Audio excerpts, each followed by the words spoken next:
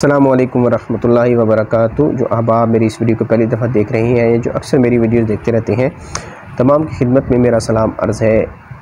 आज जो हमारा टॉपिक है वो ये है कि जिन्नात अगर किसी शख्स की ख्वाब में आते हैं। जी हाँ, अगर कोई शख्स अपनी ख्वाब में वो देखता है कि वो जिन्नात के साथ है, ठीक है, तो ये ख्वाब उसको अक्सर आते हैं, तो उसको चाहिए कि वो अपने थोड़े से मामलात के ऊपर गौर व फ़िक्र करे कि ऐसा ख्वाब उसको क्यों आया, ऐसा ख्वाब आने की क्या वजह थी कि ऐसा ख्वाब उसको आया।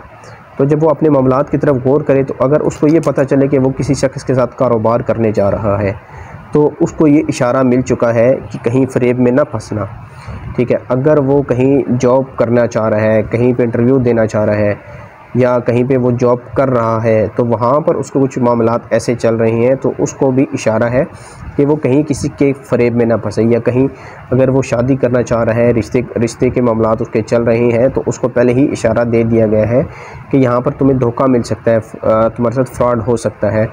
तो अगर ख्वाब में कोई शख्स अपने आप को जिन्नात के साथ देखता है, तो ये नुकसान और फ़रेब में फंसने की दलील है। अल्लाह ताला से दुआ है कि अल्लाह ताला हमें हर किस्म के नुकसान और फ़रेब से महफूज रखे। अस्सलामु अलैकुम वरहमतुल्लाहि वबरकातुहू।